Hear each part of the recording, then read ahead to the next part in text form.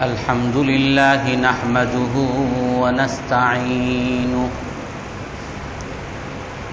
ونستغفره ونؤمن به ونتوكل عليه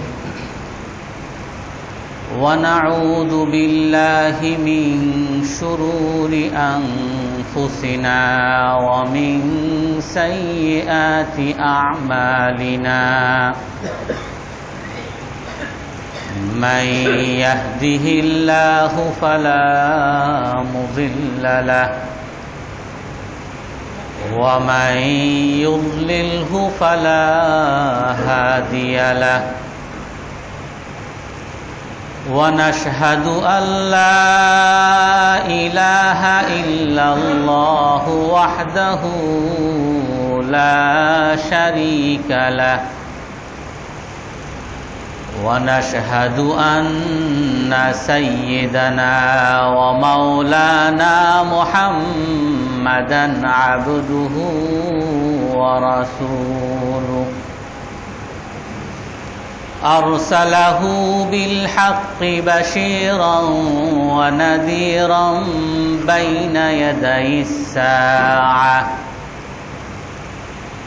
من يطع الله ورسوله فقد رشد واهتدى ومن يعصهما فقد ضل وغوى أما بعد فأعوذ بالله من الشيطان الرجيم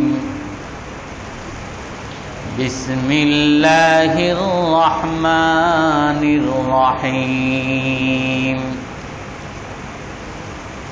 يا أيها الذين آمنوا أطيعوا الله وأطيعوا الرسول ولا تبطلوا أعمالكم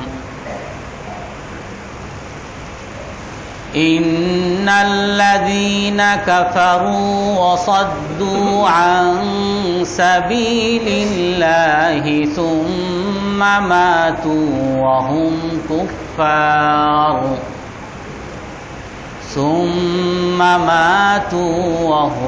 كفار فلن يغفر الله لهم فلا تهنوا وتدعوا إلى السلم وأنتم الأعلون والله معكم ولن يتركم أعمالكم إنما الحياة الدنيا لعب وله وإن تؤمنوا وتتقوا يؤتكم أجوركم ولا يسألكم أموالكم صدق الله العظيم وقال النبي صلى الله عليه وسلم لا يؤمن أحدكم حتى يكون هواه تبعا لما جئت به أو كما قال عليه الصلاة والسلام সম্মানিত মুসল্লিয়ানে কেরাম, আজ আমরা রসুল সাল্লাল্লাহু আলাইহি ওয়াসাল্লাম সাহাবাদেরকে রসুল সাল্লাল্লাহু আলাইহি ওয়াসাল্লামকে সাহাবাদের ভালোবাসা নিয়ে আলোচনা করব। আমরা গত সপ্তাহে বলেছিলাম রসুল সাল্লাল্লাহু আলাইহি ওয়াসাল্লামকে ভালোবাসার বেশ কিছু আলামত আছে। শুধু আমি রসুলকে ভালোবাসি এই দাবি এই দাবি শুধু সাহাবায়ে কেরাম করেন নাই, তারা প্রমাণ উপস্থাপন করেছেন। তার মধ্যে একটা অন্যতম, রসূল সাল্লাল্লাহু আলাইহি ওয়াসাল্লামকে সর্বাগ্রে রাখা, রসূল সাল্লাল্লাহু আলাইহি সাল্লামকে সবার আগে রাখা। রসূল সাল্লাল্লাহু আলাইহি সাল্লামকে সাহাবায়ে কেরাম তাদের জীবনের চেয়েও বেশি ভালোবাসতেন। হযরত আলী রাদিয়াল্লাহু তাআলা আনহু বলেন যে রসূল সাল্লাল্লাহু আলাইহি সাল্লাম আমাদের কাছে বেশি প্রিয় ছিলেন মিন আমওয়ালিনা, আমাদের সম্পদের চেয়ে, ও আজওয়াজিনা, আমাদের স্ত্রীগণের চেয়ে, ও আওলাদিনা, আমাদের পিতামাতার চেয়ে, ও আনিল মা ইল বারিদি আলা জম, কঠিন মুহূর্তে, পিপাসার মুহূর্তে ঠান্ডা পানির চেয়েও বেশি প্রিয় ছিলেন। অর্থাৎ রসূল সাল্লাল্লাহু আলাইহি সাল্লাম আমাদের কাছে সবচেয়ে বেশি প্রিয় ছিলেন, আর এর প্রমাণও তারা উপস্থাপন করেছেন। হিজরতের সময় যখন কাফেররা পরামর্শ করল, ষড়যন্ত্র করল রসূল সাল্লাল্লাহু আলাইহি সাল্লামকে হত্যা করবে, তারা সিদ্ধান্ত নিল যে রাতে রসূল সাল্লাল্লাহু আলাইহি সাল্লামের বাসাকে ঘেরাও করবে এবং ঘেরাও করে তারা সবাই একত্রে রাসূলের উপর আক্রমণ করবে, সবাই মিলেই হত্যা করবে, যাতে কোনো এক বংশ আর এক বংশের বিরুদ্ধে প্রতিশোধের জন্য দাঁড়াতে না পারে। সবাই মিলে হামলা করবে, সবাই মিলে হত্যা করবে। তো রসূল সাল্লাল্লাহু আলাইহি সাল্লামের বাসা পাহারায় কাফেররা, আবু জেহেলের নেতৃত্বে কাফেররা ঘেরাও করে রেখেছে। আর রসূল সাল্লাল্লাহু আলাইহি সাল্লামকে আদেশ করেছেন আল্লাহ তাআলা হিজরত করার জন্য। রসূলের কাছে বেশ কিছু আমানত ছিল, সেটা যার যার আমানত তাদের কাছে পৌঁছিয়ে দিতে হবে। তো রসূল হযরত আলী রাদিয়াল্লাহু তাআলা আনহুকে বললেন যে তুমি এই আমানতগুলো রাখো, আর যেহেতু আমার বাসা ঘেরাও করে রাখছে, যদি টের পায় যে আমি নাই তাহলে তারা আমাকে খুঁজতে বের হবে, এই জন্য তুমি আমার চাদর মুড়ি দিয়ে আমার বিছানায় শুয়ে থাকো। তো হযরত আলী রাদিয়াল্লাহু তাআলা আনহু রসূলের সেই কথা শুনে রসূলের বিছানায় রসূলের চাদর মুড়ি দিয়ে সেখানে শুয়েছিলেন। আর রসূল সাল্লাল্লাহু আলাইহি সাল্লাম সেই রাতের অন্ধকারে হিজরতের উদ্দেশ্যে মদিনায় রওনা করেছেন। তো আমরা যদি একটু ভাবি কতটা ঝুঁকিপূর্ণ, সবাই রসূলের বাসা ঘেরাও করে রাখছে এবং রসূলের বাসায় একসাথে সবাই আক্রমণ করবে রসূলকে হত্যা করার জন্য। রসূলকে যদি না পান বা রসূলের বিছানা, রসূলের চাদর মুড়ি দিয়ে যে থাকবে তার উপরই হামলা করবে, এটাই স্বাভাবিক কথা। আর সেখানে হযরত আলী রাদিয়াল্লাহু তাআলা আনহু রসূলের জন্য নিজের জীবনকে বিলিয়ে দিচ্ছেন। একটু মাত্র হযরত আলী রাদিয়াল্লাহু তাআলা আনহুর মধ্যে ইতস্ততা নাই, একটু আতঙ্ক নাই, একটু ভয় নাই যে রসূল চলে যাচ্ছেন আর আমাকে তো মৃত্যু মুখে রেখে যাচ্ছেন। হযরত আলী রাদিয়াল্লাহু তাআলা আনহু খুশি মনে, বরং সারা জীবন গর্ব করতেন যে আমি রসূলের হিজরতের সময় রসূলের স্থানে রসূলের চাদর মুড়ি দিয়ে সেখানে শুয়েছিলাম, গর্ব করে বলতেন। তো সেখানে হযরত আলী রাদিয়াল্লাহু তাআলা আনহু রসূলের চাদর মুড়ি দিয়ে শুয়েছিলেন, আর জানতেন যে কোনো সময় ওই বাসার উপর আক্রমণ করে সোজা আক্রমণ করবে। কিন্তু তারা সেটা করে নাই। তারা এসে, তারা যদিও কাফের ছিল কিন্তু তারপরও তাদের মধ্যে কিছু নীতি ছিল যে অতর্কিত হামলা করে কাউকে হত্যা করা এটা কাপুরুষের লক্ষণ। এই জন্য আমরা অতর্কিত হামলা করব না, আমরা বাসার মধ্যে ঢুকবো, তাকে উঠাবো, তারপরে তাকে হত্যা করব। এই জন্য তারা ওই বাসার মধ্যে ঢুকে সরাসরি আক্রমণ করেন নাই, অতর্কিত হামলা করেন নাই। বলছেন উঠো যে তোমাকে হত্যা করব, আমরা সবাই তোমাকে ঘিরে রাখছি। আর সে সময় হযরত আলী রাদিয়াল্লাহু তাআলা আনহু উঠে গেছেন, আর দেখেন যে রসূল নাই, হযরত আলী।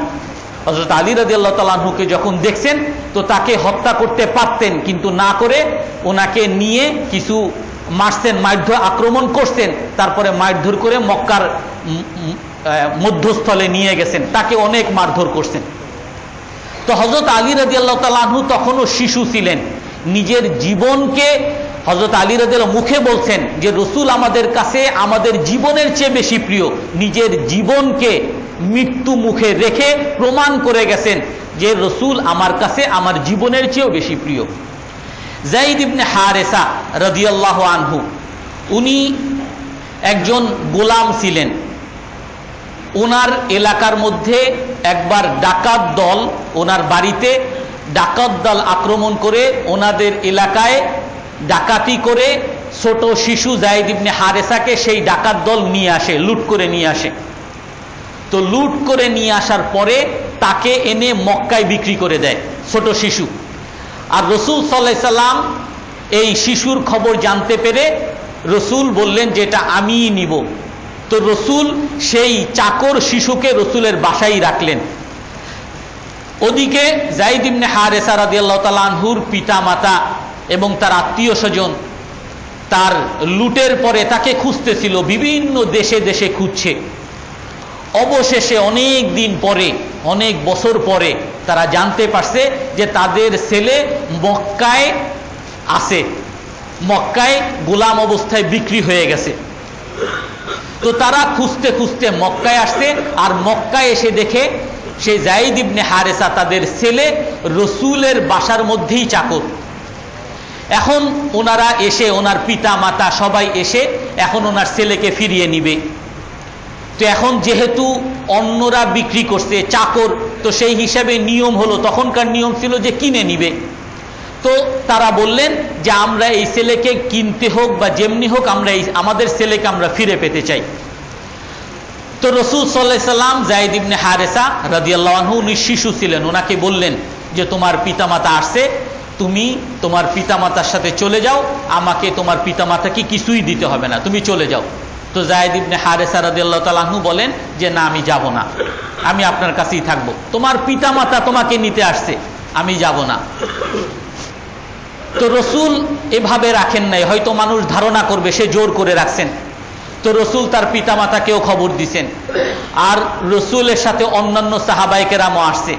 এখন সবার সামনে রসুল বলতেছেন হুয়াজা ইনিন তালাকালাম আমনাহু, এই যে যায়েদ ইবনে হারেসা, আমি তাকে পুরো স্বাধীন দিয়ে দিলাম, তাকে আমি স্বাধীন করে দিয়েছি, সে যা চায় তাই করতে পারে। সে যদি তার পিতামাতার সাথে চলে যায়, লাম আমনাহু, আমি বাধা দিব না, আমি তাকে যেতে দিব। এখন তার পিতামাতা দেখে যে যার কাছে, যেই মুনিবের কাছে আমাদের ছেলে আছে, সেই যখন ছেড়ে দিছে তাড়াতাড়ি কোলে নিয়ে চলো বাবা চলো, কিন্তু ছেলে আর পিতামাতার সাথে যাবেন না। এখন ছেলে কি বলে, লা আখতারু আহাদান বাদাকা ইয়া রাসূলুল্লাহ, আপনি যদিও আমাকে স্বাধীনতা দিয়েছেন, আমি আমার পিতামাতার সাথেও যেতে পারি আর আপনার সাথেও থাকতে পারি, আমি আপনি ছাড়া আমি আর কাউকে অগ্রাধিকার দিতে পারি না, আমি আপনার সাথেই থাকবো। তো তার পিতামাতা যখন দেখতেছে যে তার ছেলে এখানেই থাকতে চায়, তো আর জোরাজুরি করেন নাই, চলে গেছেন। সেই যায়েদ ইবনে হারেসা শিশু নিজের পিতামাতার চেয়ে রসুলকে বেশি ভালোবাসতেন। তারা একদিন যায়েদ ইবনে হারেসা রাদিয়াল্লাহু তাআলা আনহু রসুলের মুক্ত করা গোলাম, হযরত আলী রাদিয়াল্লাহু তাআলা আনহু রসুলের চাচাতো ভাই আবু তালেব, রসুল সাল্লাল্লাহু আলাইহি সাল্লামের সবচেয়ে বড় অভিভাবক ছিলেন তার ছেলে, এবং জাফর ইবনে আবু তালেব, জাফর রাদিয়াল্লাহু তাআলা আনহু উনিও আবু তালেব রসুলের চাচা, সবচেয়ে বড় অভিভাবক তার ছেলে। এই তিনজন বসে একবার কথা বলতেছেন, মুসনাদে আহমদের মধ্যে আছে। হযরত জাফর ইবনে আবু তালেব বলেন রসুল আমাকে সবচেয়ে বেশি ভালোবাসেন। হযরত আলী রাদিয়াল্লাহু তাআলা আনহু বলেন যে না, রসুল আমাকে সবচেয়ে বেশি ভালোবাসেন। যায়েদ ইবনে হারেসা রাদিয়াল্লাহু আনহু, যে নাকি গোলাম, সে বলে যে না, রসুল আমাকে সবচেয়ে বেশি ভালোবাসেন। তিনজনে বিতর্ক লাগছে। আচ্ছা চলো তাহলে রসুলের কাছে যাই, রসুলের কাছ থেকেই জেনে নেই রসুল কাকে বেশি ভালোবাসেন, আমরা বিতর্ক না করি। তো তিনজন রসুলের কাছে আসছেন, হে আল্লাহর রসুল, সে বলে যে তাকে নাকি আপনি বেশি ভালোবাসেন, আলী বলে যে আপনি নাকি আলী রাদিয়াল্লাহু তাআলা আনহুকে বেশি ভালোবাসেন, আর যায়েদ ইবনে হারেসা উনি বলেন যে ওনাকে নাকি আপনি বেশি ভালোবাসেন। তো তখন রসুল বললেন যে হে জাফর, আনতা মিন্নি ওয়া আনা মিনকা, হে জাফর তুমি আমার অংশ, তুমি আমার বংশ, তুমি আমার অংশ, আমি তোমার অংশ। আর হে আলী, আন্তা খাতানি, তুমি আমার জামাই, তুমি আমার বংশ, চাচাতো ভাই, তুমি আমার অংশ, আমি তোমার অংশ। আর হে যায়েদ ইবনে হারেসা, তুমিও আমার অংশ, আমার পরিবারেরই অংশ হয়ে গেছো। ওয়া আনতা আহাব্বুল কওমি ইলাইয়া, আর হে যায়েদ ইবনে হারেসা, তুমি আমার কাছে সবচেয়ে বেশি প্রিয়। নিজের আপন চাচাতো ভাই, তাদের চেয়ে একজন গোলাম, যে রসুলের কাছে কেনা গোলাম, পরে মুক্ত করে দিছেন, তাকে রসুল বলতেছেন যে তুমি আমার কাছে সবচেয়ে বেশি প্রিয়। রসুল সাল্লাল্লাহু আলাইহি সাল্লামকে শিশুরা, মহিলারা, বৃদ্ধরা সবাই রসুলকে নিজের জীবনের চেয়ে বেশি ভালোবাসতেন। এমন কেউ নাই যে রসুলকে একটু কম ভালোবাসতেন বা মুখে বলছেন, ভালোবাসার প্রমাণ দেন নাই। বনি দিনার বংশ, তার এক মহিলা, ওনার ছেলে, ওনার স্বামী, ওনার বাবা, ওনার ভাই, 4 জন উহুদের যুদ্ধে অংশগ্রহণ করছে। তো উহুদের যুদ্ধে যেহেতু মুসলমানরা অনেক হতাহত হয়েছে, তো সেই বনি দিনারের সেই মহিলা মুসলমানদের খবর নেওয়ার জন্য আসতেছে। আর আসার পথে একজন বলতেছে উসিবা আবুকা, সে জিজ্ঞাসা করতেছে মুসলমানদের কি খবর। একজন তাকে বলে যে তোমার বাবা তো এই যুদ্ধে শহীদ হয়ে গেছে। উনি বলেন ইন্না লিল্লাহি ওয়া ইন্না ইলাইহি রাজিউন, মা ফাআলা রাসূলুল্লাহ, রসুলের কি খবর। ইন্না লিল্লাহ বলে যে রসুলের কি খবর। আবার সামনে যাচ্ছেন, আর একজন এসে বললেন যে তোমার স্বামীও এই যুদ্ধে শহীদ হয়ে গেছে। বলে ইন্না লিল্লাহি ওয়া ইন্না ইলাইহি রাজিউন, মা ফাআলা রাসূলুল্লাহ, রসুলের কি খবর। আবার সামনে যাচ্ছেন, আর একজন এসে খবর দিল যে তোমার যে ছেলে, আদরের সন্তান, সেও তো মারা গেছে। ইন্না লিল্লাহি ওয়া ইন্না ইলাইহি রাজিউন, আমি অনেক দুঃখিত। মা ফাআলা রাসূলুল্লাহ, রসুলের কি খবর। আবার সামনে গেছে, আবার আর একজনে খবর দিতেছে উসিবা আখুকা, তোমার যে আপন ভাই, অনেক আদরের ভাই, সেও তো শহীদ হয়ে গেছে। 4 জন, পিতা, স্বামী, ভাই, নিজের আদরের সন্তান, 4 জনই শহীদ হয়ে গেছে। আর উনি 4 জনের দুঃখের পরেই উনি বলতেছেন মা ফাআলা রাসূলুল্লাহ, রসুলের কি খবর।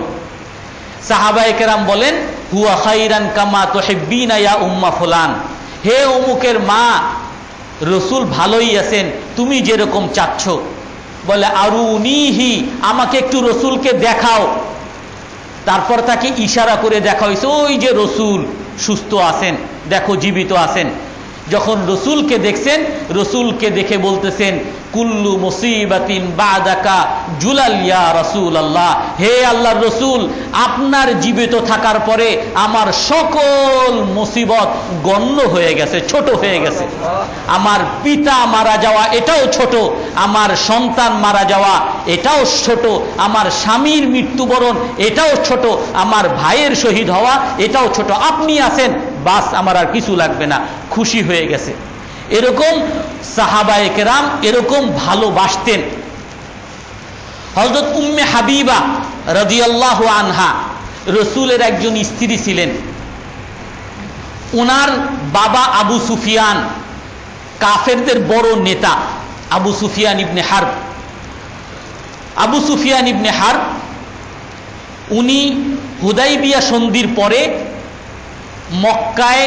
মক্কা থেকে মদিনায় আসছেন একটু আপোষ করার জন্য। উনি শুনতেছিলেন যে রসুল মক্কার উপরে আক্রমণ করবে, মক্কা বিজয় করতে যাবেন। সেই জন্য উনি আপোষ করার জন্য, রসুলের সাথে একটু বোঝাপড়া করার জন্য মদিনায় আসছিলেন। যখন মদিনায় আসছেন, সর্বপ্রথম হযরত আব্বাস রাদিয়াল্লাহু তাআলা আনহু, হযরত আবু বকর রাদিয়াল্লাহু তাআলা আনহু তাকে আশ্রয় দিয়েছেন। তারপর উনি রসুলের বাসায় গেছেন।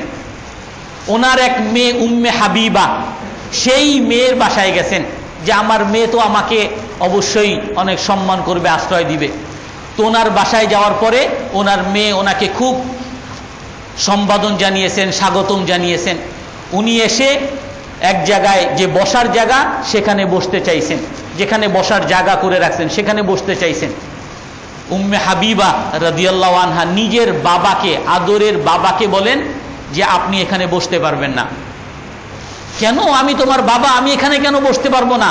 বলে হাযা বিসাতু রাসূলিল্লাহ, এটা রসুলের বসার জায়গা, রসুলের জায়নামাজ, আপনি অপবিত্র, আপনি রসুলের জায়গায় বসতে পারবেন না। আপনি আমার পিতা, আপনাকে আমি অবশ্যই সম্মান করি, ওখানে বসেন, এখানে বসতে পারবেন না। নিজের পিতার চেয়েও রসুলকে সাহাবায়ে কেরাম বেশি ভালোবাসতেন।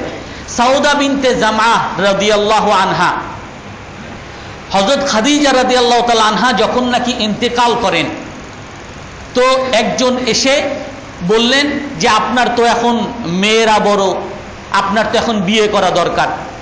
তো একজন মেয়ে আমার কাছে আসে, সাউদা বিনতে জামা, উনি খুব ভালো ছিলেন না, উনি একটু কালো ধরনের ছিলেন এবং মোটা ছিলেন। তো বললেন যে উনি বয়স্ক মহিলা, আপনার ছেলে মেয়ে দেখাশোনা করতে পারবে। বলে ঠিক আছে, আমার পক্ষ থেকে প্রস্তাব দাও, আমি তাকে বিয়ে করতে চাই। তো যখন সাউদা বিনতে জামা রাদিয়াল্লাহু তাআলা আনহার কাছে বিয়ের প্রস্তাব দিয়েছেন, উনি প্রস্তাবকে প্রথমে নাকচ করেছেন যে আমি এই বিয়ে করতে পারবো না। তো রসুলের কাছে এসে বলছেন যে আমি এই বিয়ে করতে পারবো না, সে নাকচ করে দিয়েছেন। তো রসুল বলছেন যে কি ব্যাপার, একটু জানো। তো জানছেন, উনি বলতেছেন যে আমি রসুলকে অনেক ভালোবাসি, আর আমার স্বামী মারা গেছে, আর আমার ছোট ছোট অনেকগুলো ছেলে মেয়ে আছে। রসুলকে আমি বিয়ে করার পরে রসুল ঘুমাতে যাবেন, আর আমার ছোট ছোট ছেলেমেয়েরা এসে রসুলকে ডিস্টার্ব করবে, রসুলকে ঘুমাতে দিবে না, রসুলকে একটু বিশ্রাম নিতে দিবে না, এটা আমি সহ্য করতে পারবো না। আমার এই জন্য আমি রসুলকে বিয়ে করতে পারবো না।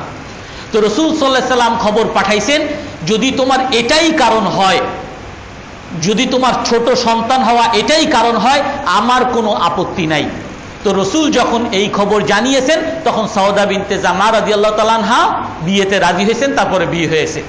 তো সাহাবায়ে কেরাম রসুলকে এত বেশি ভালোবাসতেন। রসুল সাল্লাল্লাহু আলাইহি সাল্লাম যখন নাকি মক্কা থেকে মদিনায় গেছেন, মদিনায় যাওয়ার পরে আপনারা সবাই জানেন, মদিনার সকল বাড়িতে রসুল সাল্লাল্লাহু আলাইহি সাল্লামকে রাখার জন্য সবাই পিরাপিরি করেছে, টানাটানি করেছে, হে রসুল আপনি আমাদের বাসায় আসেন, আমাদের বাসায় আপনি থাকবেন, আমাদের বাসায় আপনি থাকবেন। রসুল সর্বশেষে বলেছেন দাউহা ফা ইন্নাহা মামুরা, তোমরা আমাকে টানাটানি করো না, আমার এই উটকে তোমরা ছেড়ে দাও, উটকে আল্লাহর পক্ষ থেকে আদেশ দেওয়া হয়েছে, এটা যেখানে থামবে সেখানেই আমি থাকবো। তো উট সর্বশেষে গিয়ে হযরত আবু আইয়ুব আনসারী রাদিয়াল্লাহু তাআলা আনহুর উঠানে গিয়ে বসছেন। তো সেই হিসাবে আবু আইয়ুব আনসারী রাদিয়াল্লাহু তাআলা আনহু রসুলকে পেয়েছেন। তো রসুল সাল্লাল্লাহু আলাইহি সাল্লামকে যখন নাকি তার বাসায় মেহমান হিসাবে রাখছেন, তো তখন আবু আইয়ুব আনসারী রাদিয়াল্লাহু তাআলা আনহু বলতেছেন যে আমার 2 তলা বাড়ি ছিল, বাড়িটা 2 তলা। তো আমি রসুলকে বললাম, হে আল্লাহর রসুল আপনি 2 তলায় থাকেন, 2 তলায় থাকলে আপনার আরাম হবে। তো রসুল বললেন যে না, আমি নিচতলায় থাকতে চাই, কারণ অনেক মানুষ আমার সাথে দেখা সাক্ষাৎ করবে, 2 তলায় যাওয়া বা আমার নিচে আসা এটা কষ্ট হবে, এর চেয়ে আমি নিচতলায় থাকি। তো রসুল বললেন, তখন আবু আইয়ুব আনসারী রাদিয়াল্লাহু তাআলা আনহু বললেন ঠিক আছে, আপনি যেরকম চান। হযরত আবু আইয়ুব আনসারী রাদিয়াল্লাহু তাআলা আনহু বললেন যে রসুল নিচে আর আমরা উপরে। সেই রাতে আমাদের একটা পানির কলসি ছিল, বড় কলসি, হঠাৎ করে সেই কলসিটা ফুটা হয়ে গেছে, আর সেখান থেকে পানি চুয়ে চুয়ে নিচতলায় পড়তেছে। আমরা এটা কখনো সহ্য করতে পারবো না যে রসুল বিশ্রাম নিবেন আর সেখানে পানি চুয়ে পড়বে, রসুলের ডিস্টার্ব হবে, আমরা এটা কখনো সহ্য করতে পারবো না। এই জন্য আমি এবং আমার স্ত্রী 2 জন মিলে আমরা যে তোষকে ঘুমাতাম, সেই তোষক নিয়ে আমরা সেই পানিকে চুষতে লাগলাম, পানি পরে চুষতে লাগলাম, ওই ফোঁটা দিয়ে পানি পড়তেছে, সেখানে আমরা সারা রাত ভর সেই তোষক নিয়ে দাঁড়িয়েছিলাম। আর উনি বলেন ওয়াল্লাহি মা লানা গায়রু হাযা, খোদার কসম ওই বিছানা ছাড়া, ওই তোষক ছাড়া আমাদের আর অন্য কোনো বিছানা ছিল না। ওই বিছানাকে আমরা সারা রাত ধরে দাঁড়িয়েছিলাম, ওটাকে ভিজিয়েছি, ওটা দ্বারা আমরা পানি শুকিয়েছি যাতে রসুলের গায়ে এক ফোঁটা পানি না পড়ে। পরের রাতে যখন ঘুমাতে গেছেন, ঘুম আসে না, রসুলের কি অবস্থা, নিচে কি আছেন, তো উনি পায়চারি করতেছেন। হঠাৎ করে বলেন হযরত আবু আইয়ুব আনসারী রাদিয়াল্লাহু, ফাজিআতু ইন্নী আলা সাকফিন তাহতাহা রাসূলুল্লাহ, হঠাৎ করে আমার আতঙ্ক লাগছে যে আমি এমন ছাদে বিচরণ করতেছি যেই ছাদের নিচে রসুল শুয়ে আছেন, আর এই জিলি ফাওকা রাসি, আমার পা রসুলের মাথার উপরে, এত বড় বেয়াদবি, হাযা মিন সুইল আদব। এই কথা আমাদের মনে হওয়ার সাথে সাথে আমি এবং আমার স্ত্রী ফানজামাতু ফি জাওয়াতিম মিনাল গুরফা, আমরা দুইজন ওই ছাদের এক কোনায়, দোতলার এক কোনায় জড়সড় হয়ে সারা রাত বসেছিলাম। তো বসে থাকার পরে পরের দিন যখন দিন হয়েছে তখন রসুলকে আমাদের খবর নিলেন যে কি খবর, তোমরা কেমন ঘুমাইছো, কি করছো। তো তখন আমরা বললাম, হে আল্লাহর রসুল, আমাদের বড় ইতস্তত লাগছে যে আপনি নিচে থাকবেন আর আমরা উপরে, আমাদের পা আপনার মাথার উপরে, আমাদের কাছে বড় বেয়াদবি লাগছে, এই জন্য আমরা জড়সড় হয়ে বসেছিলাম। তো রসুল বললেন যে না, তাহলে তোমরা নিচেই আসো, আমি দোতলায় যাই। তো রসুল দোতলায় চলে গেছেন। হযরত আবু আইয়ুব আনসারী রাদিয়াল্লাহু তাআলা আনহু বলেন যে আমরা যখন তাকে খাবার দিতাম, আমরাও, আমাদের বাসায় অনেক সময় মেহমান আসে, দেশ থেকে অনেক সময় মেহমান আসে, একদিন, 2 দিন, 3 দিন, 3 দিন পরে আর ভাল লাগে না। আমাদের ঘরের মহিলারা প্রথম দিন যদি পোলাও খাওয়ায়, পরের দিন আস্তে আস্তে ভাতে আসে, তারপরে মাছে, তারপরে ডালে, তারপরে আর ভাত সময় মতো যায় না, যাতে মেহমান বুঝে যে ভাই যথেষ্ট খাওয়াইছি, এখন আপনি আপনার পথ ধরেন। হযরত আবু আইয়ুব আনসারী রাদিয়াল্লাহু তাআলা আনহু বলেন যে আমরা যখন রসুলকে খাবার দিতাম, রসুলকে খাবার দেওয়ার পরে আমরা সমস্ত খাবার রসুলকে দিয়ে দিতাম, আর রসুল যতক্ষণ পর্যন্ত খেতেন না আমরা ওই খাবার থেকে এক লোকমা খাবারও আমরা গ্রহণ করতাম না। রসুল খেতেন, আমরা দূর থেকে দেখতাম, রসুল খেতেন, আমরা দেখতাম। রসুলের খাওয়া শেষ হওয়ার পরে আমরা সেই প্লেট নিয়ে আসতাম, রসুল প্লেটের যেখান থেকে খেয়েছে আমি এবং আমার স্ত্রী কারাকারি করে, প্রতিযোগিতা করে রসুলের সেই বরকত নেওয়ার জন্য সেখান থেকে আমরা দুইজন খেতাম। রসুল যেইখানে মুখ দিয়েছেন, যেই পানির পেয়ালায়, যেই খাবারের পেয়ালায় মুখ দিয়েছেন, যেই সাইডটায়, তার নাতাহাররা মাওয়াকিআ ফামিহি মাওয়াকিআ ইয়াদিহি, হযরত আবু আইয়ুব আনসারী বলেন যে আমরা খুঁজতে থাকতাম কোন জায়গায় রসুলের মুখ লাগছে, কোন জায়গায় রসুলের হাত লাগছে, সেখান থেকে আমরা খাওয়া দাওয়া করতাম। একবার উনি বলেন যে আমরা রসুলের কাছে একবার খাবার দিলাম, সেই খাবারের মধ্যে কিছু পেঁয়াজ ছিল, বা কোনো রিওয়ায়াতে আছে রসুন ছিল। তো রসুল সেই খাবারের দিকে হাত বাড়ান নেই। ফাজিআতু, হযরত আবু আইয়ুব, আমরা আতঙ্কিত হয়ে গেলাম, হায় কি করলাম, কি এমন খাবার দিছি যে রসুল হাত গুটিয়ে নিছেন, কত বড় বেয়াদবি করছি। রসুলের কাছে গিয়ে বললাম, হাযা হারামুন ইয়া রাসূলুল্লাহ, হে আল্লাহর রসুল, এই পেঁয়াজ আর এই রসুন এটা কি হারাম? আল্লাহ রসুল বলেন যে না, এটা হারাম না। তাহলে আপনি যে হাত গুটিয়ে নিলেন? বলে আল্লাহ রসুল বলেন, লাকিন্নি উনাজি মান লা তুনাজি, আমার সাথে গোপনে গোপনে মুখ লাগিয়ে এমন মানুষের সাথে কথা বলতে হয় যার সাথে তোমরা কথা বলো না। ফেরেশতাদের সাথে আমার মুখ লাগিয়ে কথা বলতে হয়। ওয়াইন্নাল মালাইকাতা তাতাআজ্জা মিম্মা ইয়াতাআজ্জা মিনহু বনি আদম, আর মানুষ যেই জিনিস দ্বারা, যেই গন্ধ দ্বারা কষ্ট পায়, ফেরেশতারাও সেই কষ্ট পায়। এই জন্য আমি রসুন খাবো আর পেঁয়াজ খাবো, এর দ্বারা ফেরেশতারা কষ্ট পাবে আমার সাথে কথা বলতে এসে, এই জন্য আমি রসুন পেঁয়াজ খাই না। রসূল সাল্লাল্লাহু আলাইহি সাল্লামকে সাহাবায়ে কেরাম কিরকম ভালোবাসতেন। হযরত সাদ ইবনে রাবি রাদিয়াল্লাহু আনহু উহুদের যুদ্ধে অনেক সাহাবী হতাহত হয়েছে, রসুলও আহত হয়েছেন। রসুলের রক্তাক্ত চেহারা, রসুলের দাঁত মুবারক শহীদ হয়ে গেছে, ভেঙে গেছে। এই অবস্থায় রসুল সাল্লাল্লাহু আলাইহি সাল্লাম সাহাবাদের খবর নিতেছেন যে কি অবস্থা, সাহাবাদের কি খবর। তার মধ্যে যায়েদ ইবনে সাবিত রাদিয়াল্লাহু আনহু, কোন রিওয়ায়াত আছে উবাই ইবনে কাব, তাকে পাঠাইলেন যে দেখো সাদ ইবনে রাবির কি খবর, তার কি খবর।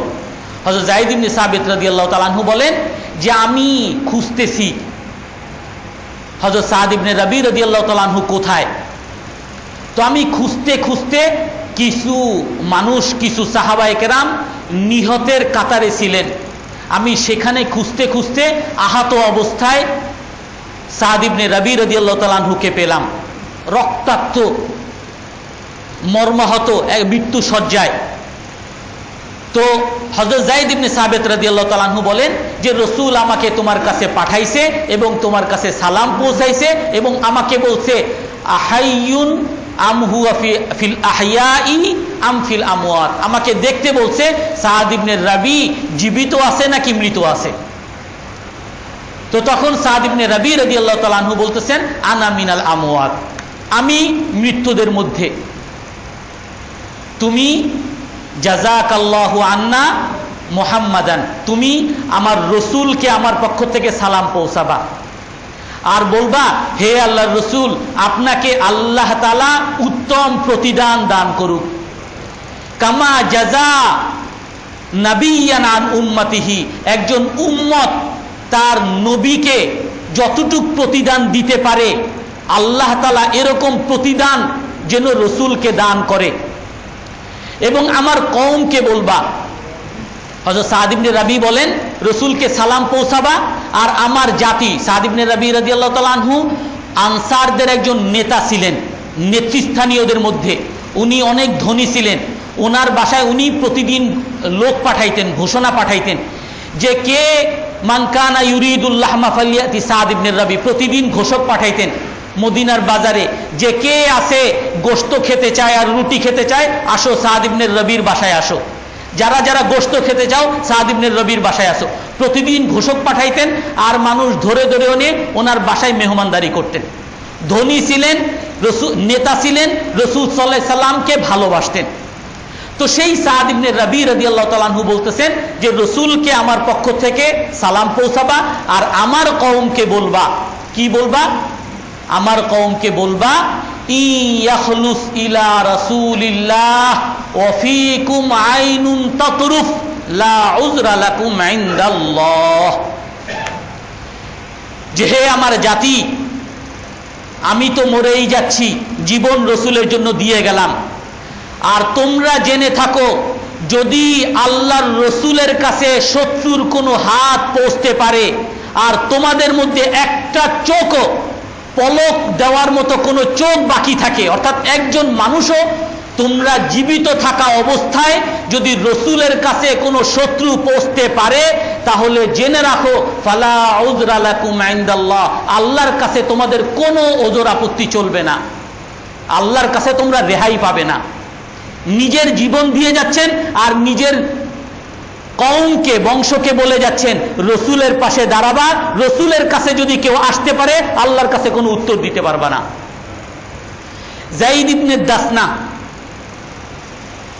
খুবাইব ইবনে আদি, ওনাদের 10 জন সাহাবী এক কওম রসুলের কাছে গেছেন যে আমরা ইসলাম গ্রহণ করছি, আমরা ইসলাম গ্রহণ করতে চাই এবং আমাদেরকে শিখাবে, কোরআন হাদিস শিখাবে কিছু সাহাবী পাঠান। তো রসুল 10 জন সাহাবী পাঠাইছেন আসিম ইবনে সাবিত রাদিয়াল্লাহু তাআলা আনহুর নেতৃত্বে। যখন সেই কওমের কাছে গেছেন, কওমের কাছে যাওয়ার পরেই যারা নিয়ে গেছে তারা সাথে সাথে আওয়াজ দিছে যে এই ধরে ফেলছি, আর সবাই ঘেরাও করে ফেলছে, বিশ্বাসঘাতকতা করছে, নিয়ে আসছে মুসলমান হবে, আসলে নিয়ে আসছে তাদেরকে হত্যা করার জন্য। তাদেরকে ওই 10 জনকে ঘেরাও করে ফেলছে। তখন আসিম ইবনে সাবিত রাদিয়াল্লাহু তাআলা আনহু বলেন হাযা আউয়ালু গাদরিন ফিল ইসলাম, এটা ইসলামের মধ্যে সর্বপ্রথম বিশ্বাসঘাতকতা তোমরা করলা। তারপরে তারা বলতেছে যে তোমরা আমাদের কাছে আত্মসমর্পণ করো, আমরা তোমাদেরকে কিছু করব না। তো হযরত আসিম ইবনে সাবিত এবং ওনার সাথে আরো যে সাহাবীরা ছিলেন ওনারা বললেন যে তোমরা আমাদের সাথে বিশ্বাসঘাতকতা করেছো, তোমাদেরকে আবার কিভাবে বিশ্বাস করব? তোমরা বিশ্বাসঘাতক কাফের, তোমাদেরকে আবার কিভাবে বিশ্বাস করব? কাফেরকে কখনো বিশ্বাস করা যায় না। আমরা 10 জন হই, আমরা যুদ্ধ করতে করতে মরে যাব। হযরত আবু মুসা আশআরী রাদিয়াল্লাহু তাআলা আনহু একবার ওনাকে সিরিয়ার এক এলাকার গভর্নর বানিয়েছিলেন। তো উনি হযরত ওমর রাদিয়াল্লাহু তাআলা আনহুর যুগে উনি একজন হিসাব রক্ষক, মুসলমানদের মধ্যে ওরকম অভিজ্ঞ হিসাব রক্ষক উনি পান নাই। একজন কাফের খ্রিস্টান একজন হিসাব রক্ষককে উনি নিয়োগ দিতে চান। তো হযরত ওমরের কাছে চিঠি পাঠাইছেন, হে আমিরুল মুমিনিন, আমি কোনো মুসলমান হিসাব রক্ষক পাই নাই, এই জন্য আমি একজন খ্রিস্টান হিসাব রক্ষক আমি নিয়োগ দিতে চাই, আপনি যদি অনুমতি দেন। হযরত ওমর রাদিয়াল্লাহু তাআলা আনহু উত্তরে পাঠিয়েছেন যে না, ইয়া আইয়ুহাল্লাযীনা আমানু লা তাখুনুল্লাহ ওয়া রাসূলা, যে তোমরা কাফেরদেরকে কখনো বিশ্বাস করবা না, তুমি কাফেরকে হিসাব রক্ষক বানাতে পারো না। কোষাধ্যক্ষ এটা একটা অনেক গুরুত্বপূর্ণ একটা জায়গা, এখানে তাকে হিসাব রক্ষক বানাতে পারবা না।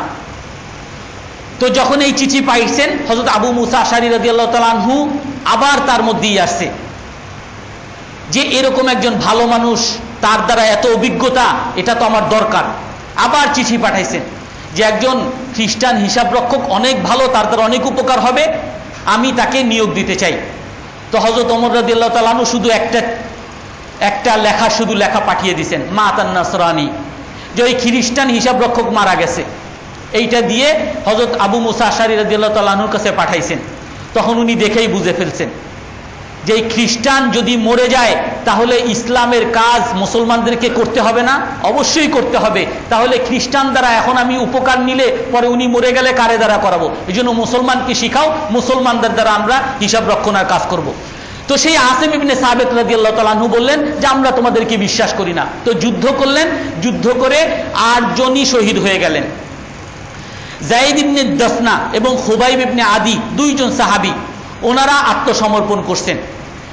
ওনারা আত্মসমর্পণ করার পরে ওনাদেরকে আটক করে ফেলছেন।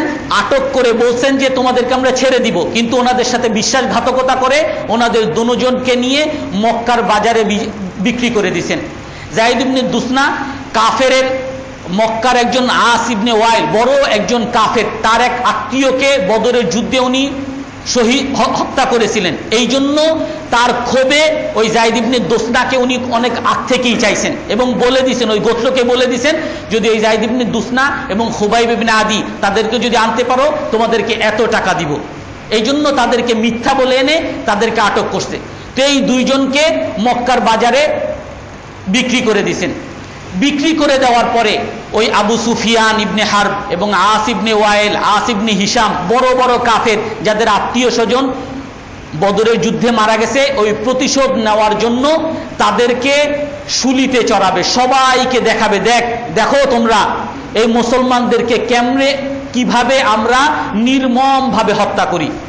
এই জন্য একটা ঘোষণা দিল মক্কার মধ্যে, তানঈম নামক স্থানে অমুক দিন মুসলমান কিছু মানুষকে শুলিতে চড়ানো হবে, তোমরা সবাই আসো। একটা উদযাপনের দিন, উৎসবের দিন, সবাই মিলে সেখানে গেছে, সমস্ত মক্কা থেকে সবাই সেখানে হাজির। আর সেখানে শুলিতে চড়ানো হচ্ছে যায়েদ ইবনে দুসনা আর খুবাইব ইবনে আদিকে। তো যায়েদ ইবনে দুসনা রাদিয়াল্লাহু আনহুকে যখন শুলিতে চড়াবেন, তো তখন আবু সুফিয়ান বলতেছে যে হে যায়েদ ইবনে দুসনা, আতুহিব্বু আন্না ফি মাকানিকা মুহাম্মাদান ওয়া আনতা ফি আহলিক, যে দেখো তোমাদের সাথে একটা আপোষ হতে পারে, তোমরা আমাদের কাছে তোমাদের নেতা মুহাম্মদ সাল্লাল্লাহু আলাইহি সাল্লামকে ধরিয়ে দিবা, যদি তাকে ধরিয়ে দাও আমরা তোমাকে ছেড়ে দিব। তোমরা যদি এই ইসে রাজি হও, এই চুক্তিতে রাজি হও যে তোমাদেরকে ছেড়ে দিব কিন্তু তাকে ধরিয়ে দিবা, তাহলে তোমাদেরকে ছেড়ে দিব। হযরত যায়েদ ইবনে দুসনা রাদিয়াল্লাহু তাআলা আনহু কি বলেন আমাদের সব সময় মনে রাখতে হবে। উনি কি বলেন? উনি বলেন লা উহিব্বু আন্না মুহাম্মাদান আন্না রাসূলুল্লাহি ফি মাকানিহি আল্লাযী হুয়া ফী তুসিবুহু শাওকাতুন ইউযী, যে আমি কখনো এটা চাই না, কখনো এটা পছন্দ করি না যে তোমরা আমাকে ছেড়ে দিবা আর তার বিনিময়ে রসুল মদিনার মধ্যে কোনো একটা কাঁটার আঘাতে বিদ্ধ হোক, এটাও আমি কখনো বরদাস্ত করব না। একটা কাঁটার আঘাতে রসুল কষ্ট পাবে, একটা কাঁটা দিয়ে রসুলকে আঘাত করব আর তার বিনিময়ে আমাকে ছেড়ে দিবা, এটাও আমি কখনো রাজি না। হযরত তারপরে যায়েদ ইবনে দুসনা রাদিয়াল্লাহু তাআলা আনহুকে শুলিতে চড়িয়ে দিয়েছেন। হযরত খুবাইব ইবনে আদি রাদিয়াল্লাহু তাআলা আনহুকে একই কথা বলছেন, এই যে দেখো মৃত্যু তোমার সামনে, শুলিতে তোমাকে চড়ানো হবে। উপরে উঠে হাত পা বেঁধে তীর মেরে তলোয়ার মেরে সবার সামনে হত্যা, এই যে দেখো তোমার সামনে মৃত্যু। তুমি কি চাও যে তুমি তোমার নেতাকে ধরিয়ে দাও? একই কথা, মা উহিব্বু আন্না মুহাম্মাদান ফি মাকানিহি আল্লাযী হুয়া ফীহি তুসিবুহু শাওকাতুন তুজি। আমি এটা কখনো চাই না যে আমার মৃত্যু হবে, আমাকে তোমরা ছেড়ে দিবা, মৃত্যু থেকে বাঁচিয়ে দিবা, আর তার বিনিময় রসুলের পায়ে একটু কাটা বিদ্ধ হোক, এটাও আমি কখনো বরদাস্ত করব না। তো খুবাইব ইবনে আদি রাদিয়াল্লাহু তাআলা আনহুকে বললেন, ঠিক আছে, আমাকে যখন হত্যাই করবা একটু নামাজ পড়ার সুযোগ দাও, আমার শেষ ইচ্ছা। তো 2 রাকাত নামাজ পড়ছেন, এটাই মৃত্যুর আগে 2 রাকাত নামাজ পড়া সুন্নত। এই সুন্নত হযরত খুবাইব ইবনে আদি রাদিয়াল্লাহু তাআলা আনহু জারি করছেন।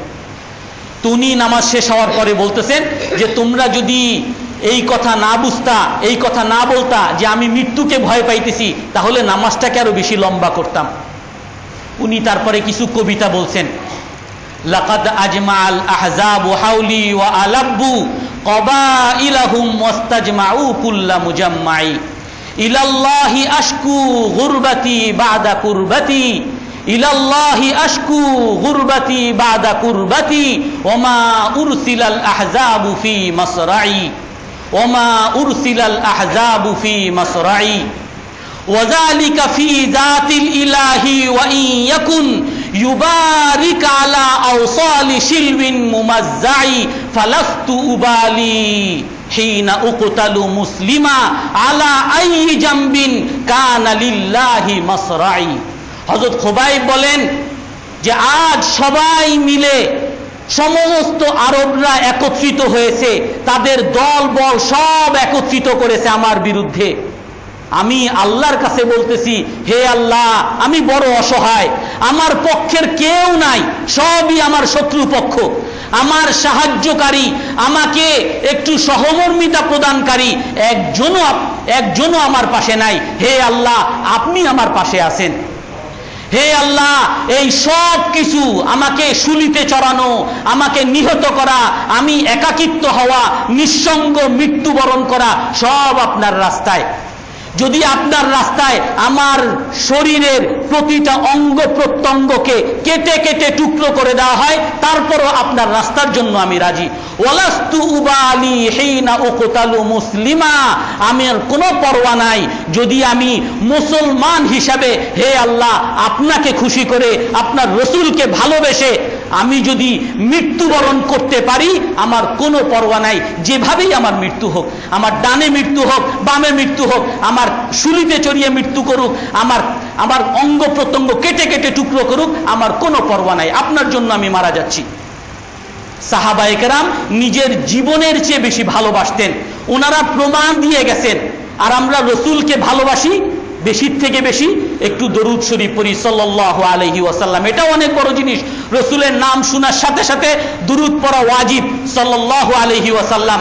কিন্তু রসুলের জন্য ওই ভালোবাসার প্রমাণ দেওয়া আমাদের কাছে আবার সেই একই চাহিদা আমাদের কাছে আসছে। রসুলের জন্য সাহাবায়ে কেরাম যেরকম ভালোবাসার প্রমাণ দিয়েছেন, রসুলকে সর্বাগ্রে রেখেছেন, আমাদেরকেও রসুলকে সর্বাগ্রে রাখতে হবে। হারাম আসছে, রসুলের আদেশ আসছে, রসুলকে আমাদের সবার আগে রাখতে হবে। আল্লাহ তাআলা আমাদের সকলকে আমল করার তৌফিক দান করেন। যারা সুন্নত পড়ি না, সুন্নত পড়িনি।